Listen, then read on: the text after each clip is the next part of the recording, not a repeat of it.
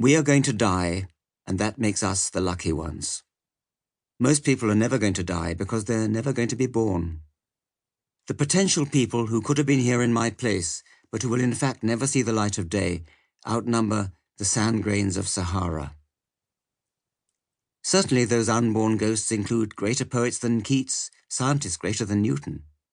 We know this because the set of possible people allowed by our DNA so massively exceeds the set of actual people.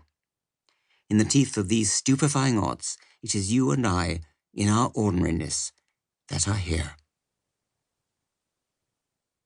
Moralists and theologians place great weight upon the moment of conception, seeing it as the instant at which the soul comes into existence. If, like me, you are unmoved by such talk, you still must regard a particular instant, 9 months before your birth, as the most decisive event in your personal fortunes. It is the moment at which your consciousness suddenly became trillions of times more foreseeable than it was a split second before. To be sure, the embryonic you that came into existence still had plenty of hurdles to leap. Most conceptuses end in early abortion before their mother even knew they were there, and we are all lucky not to have done so. Also, there is more to personal identity than genes, as identical twins show us.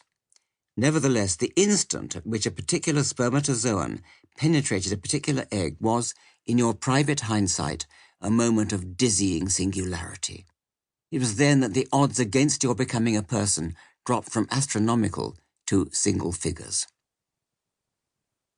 The lottery starts before we are conceived.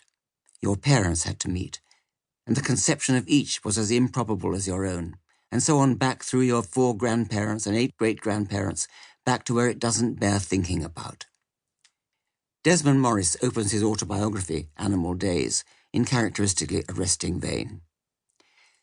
Napoleon started it all. If it weren't for him, I might not be sitting here now writing these words. For it was one of his cannonballs, fired in the Peninsular War, that shot off the arm of my great-great-grandfather James Morris and altered the whole course of my family history.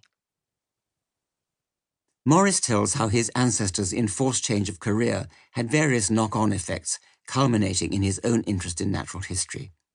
But he really needn't have bothered.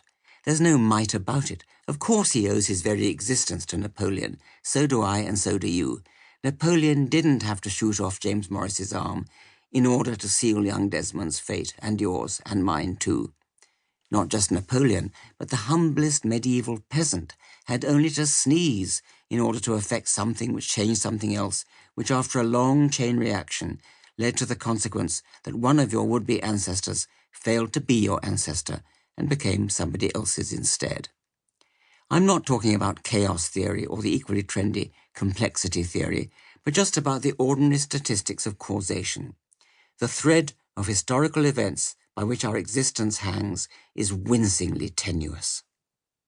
When compared with the stretch of time unknown to us, O King, the present life of men on earth is like the flight of a single sparrow through the hall where, in winter, you sit with your captains and ministers, entering at one door and leaving by another. While it is inside, it is untouched by the wintry storm. But this brief interval of calm is over in a moment, and it returns to the winter whence it came, vanishing from your sight. Man's life is similar, and of what follows it, or what went before, we are utterly ignorant. The Venerable Bede. A History of the English Church and People, 751. This is another respect in which we are lucky.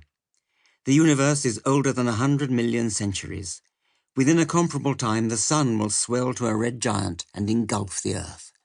Every century of hundreds of millions has been in its time, or will be when its time comes, the present century. Interestingly, some physicists don't like the idea of a moving present, regarding it as a subjective phenomenon for which they find no house room in their equations. But it is a subjective argument I'm making. How it feels to me, and I guess to you as well, is that the present moves from the past to the future like a tiny spotlight inching its way along a gigantic ruler of time.